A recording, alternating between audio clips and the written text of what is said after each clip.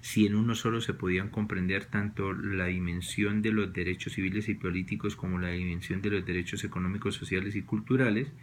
pero al final terminó adoptándose uno por cada lado. El Pacto Internacional de Derechos Civiles y Políticos como primer avance, pues nos invita a entender que el reconocimiento que allí se hace desde el punto de vista de la determinación de los pueblos, de la protección frente a las discriminaciones de sexo, religión, raza u otra, de la forma de acceder a el ejercicio del poder público, la forma de elección, el funcionamiento, de la manera en que se garantiza el ejercicio de del principio democrático en los estados, pues nos invita a reconocer que ese desarrollo que se da de la Declaración Universal de los Derechos Humanos estaba encaminada sin lugar a dudas a consolidar un modelo específico de protección en donde el derecho internacional de los derechos humanos tuviese una cláusula vinculante a partir de estos mismos. Sin embargo, y les hago la advertencia, la posición crítica y personal es que si bien aquí se responde a los criterios básicos y fijados en el derecho internacional público, y como les citaba la Convención de Viena de 1969, no puede desecharse que la Declaración Universal de los Derechos Humanos sigue siendo la fuente generadora de una serie de reglas, de una serie de principios gestadores de una serie de reglas que son impositivas, que son obligatorias para todos los estados, en la medida en que comprendamos que es en la esencia misma de la titularidad, más que de la titularidad, de la esencia misma de la protección de los derechos humanos de los ciudadanos y de todas las personas. Pero luego viene el Pacto Internacional de Derechos Económicos, Sociales y Culturales. Este pacto, que además fue aprobado también por la Asamblea General de las Naciones Unidas en la resolución 2200A/21 en romano, ¿no? Y que fue suscrito el 19 de diciembre del 66 y que entró en vigor el 3 de enero de 1976, busca establecer una serie de garantías desde el punto de vista de la concepción económica y de los derechos que ejercen las personas, de los derechos laborales, de los derechos a la salud, a la educación, al nivel de vida adecuado. Tiene más de 160 ratificaciones y es un pacto en el que, si se analiza paso a paso, lo que se busca compenetrar ya no es solamente la dimensión individual, sino la dimensión colectiva, la dimensión comunitaria, la dimensión redistributiva que puede generar en esencia la afirmación de los derechos humanos. En su gestación, en estos dos instrumentos, pues evidentemente está lo que es un modelo en el que se busca el reconocimiento e incorporación de una serie de derechos que permiten ampliar el espectro de protección del derecho internacional, de los derechos humanos sobre el marco de protección que se ha fijado específicamente. Entonces, es importante señalar que hay una serie de elementos que son sustanciales a la hora de la protección y que exigen que estos no puedan ser objeto de negación o de no reconocimiento por parte de los estados, cuando lo que se fija es una idea de igualdad en el marco laboral, de igualdad en las condiciones de vida y satisfacción de las condiciones sanitarias, de la protección de niños y adolescentes, de la idea de la gratuidad en la enseñanza primaria, es decir, de toda una serie de catálogos que nos sirven para proteger los derechos de las personas, ¿no? en este marco de tutela de los derechos humanos. Pero viene un punto importante para tener en cuenta desde la perspectiva de la protección del derecho internacional de los derechos humanos, ¿no? En este sistema universal, que es el de proteger el ámbito de desdoblamiento del mismo. Entonces nosotros aquí ya no solamente vamos a hablar de la protección contra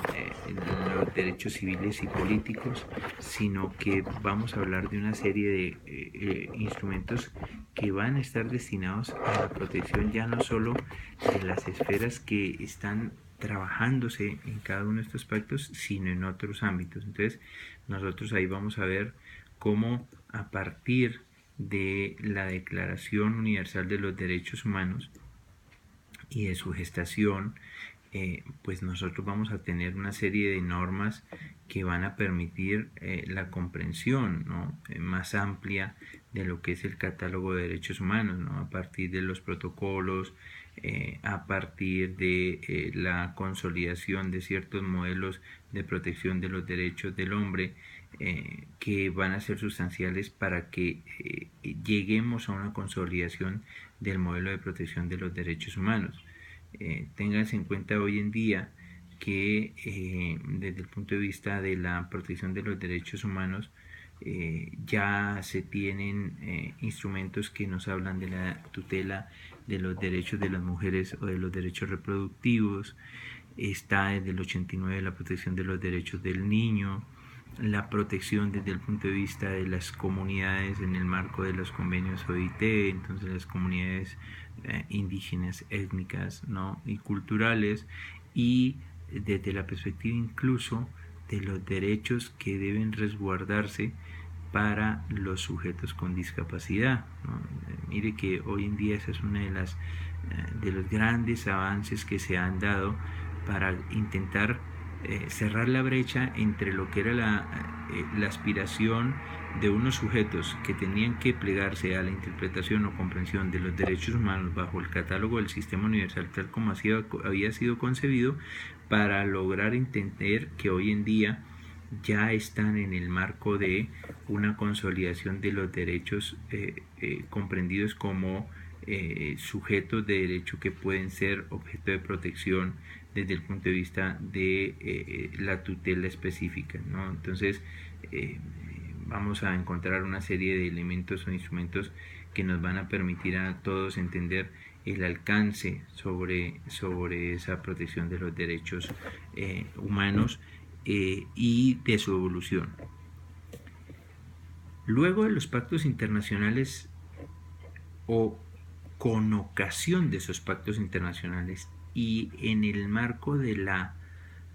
surgimiento de la Declaración Universal, viene un fenómeno interesante, que es la consolidación de modelos regionales de protección de los derechos humanos.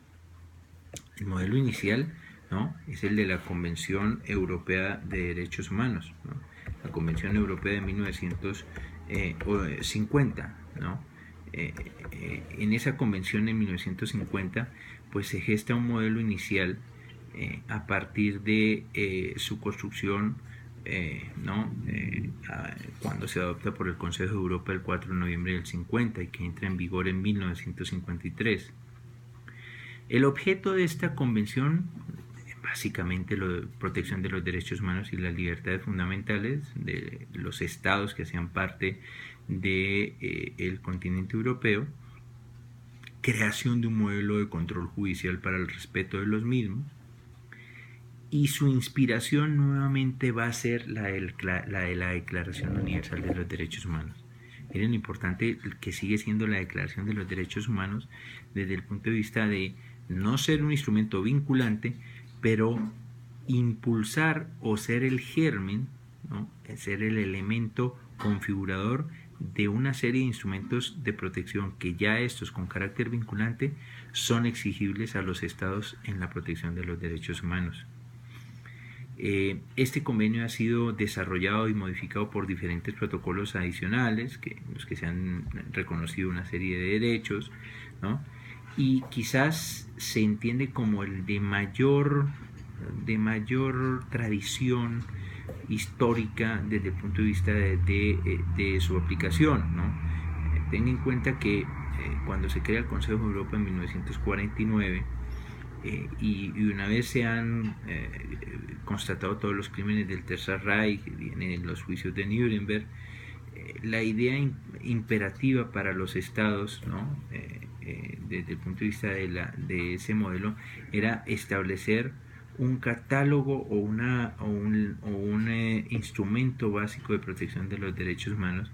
que estableciera las mínimas garantías, ¿no? Entonces determinara el derecho a la vida y su alcance, la prohibición de la tortura como límite a la negación del derecho a la vida, la prohibición de la esclavitud y el trabajo forzado como límite a la negación del derecho a la vida y la integridad personal, el derecho a la libertad y a la seguridad personal, la idea de los procesos equitativos o del due process o del debido proceso, el de fijación de un principio de reserva de ley o de imposición de nula pene sine lege, ¿no? Entonces Cesare Beccaria, que siempre lo invocaba, entonces traído al ámbito de los derechos humanos, el de respetar la vida privada y familiar, la libertad de pensamiento, conciencia y religión, libertad de expresión, de reunión, de asociación, incluso el derecho a contraer matrimonio, fíjese usted, el derecho a un recurso efectivo, la prohibición de toda discriminación y las restricciones e interpretación de esos derechos, ¿no? Este convenio europeo ha sido modificado por el Protocolo 1 de 1952. Es importante este protocolo porque en él se incorporan los derechos a la propiedad, a la educación y a la elección o realización mejor de elecciones libres, ¿no? Entonces, participación política democrática. También ha sido adicionado y modificado por el protocolo número 4 de 1963, donde se incorporó aquello de la prohibición de la prisión por deudas, se reguló la libertad de circulación, se prohibió que el Estado pudiera expulsar a sus nacionales y la expulsión colectiva de ciudadanos extranjeros. Tengan en cuenta que en nuestro ámbito del sistema interamericano tenemos el caso personas haitianas y dominicanas contra República Dominicana, en donde uno de los temas a debate ha sido ese, es decir, el de la expulsión indiscriminada de grupos colectivos de personas que, siendo extranjeros, aunque tuvieran padre o madre dominicano, fueron llevados fuera del territorio, o se llevaron fuera del territorio de la República Dominicana. También fue adicionado por el Protocolo 6 de 1983, muy importante también porque se prohibió la pena de muerte, exceptuándose en los casos de guerra, pero bajo unas serios condicionamientos. No me da tiempo aquí para exponerlos, pero lo podrán revisar ustedes. Por el Protocolo 7 de 1984, en donde se establecieron una serie de garantías de procedimiento en casos de expulsión de extranjeros, se reconoció el derecho a una doble instancia en la jurisdicción en materia penal, la indemnización en caso de errores judiciales, el derecho a no ser juzgado dos veces, non bis in idem, por el mismo delito, y la igualdad entre cónyuges.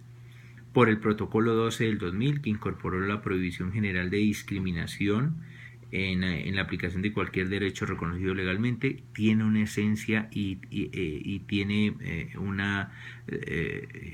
una relevancia más que esencia, porque aquí es donde empieza a emerger ese derecho de los discapacitados y esa tutela que puedan tener. Fue también adicionado por el Protocolo número 13 de 2012, donde se extendió la abolición de la pena de muerte, prohibiéndose en cualquier circunstancia y en cualquier tiempo de guerra. Quizás la influencia de este Protocolo 13 la tiene todo lo ocurrido en la antigua Yugoslavia y en las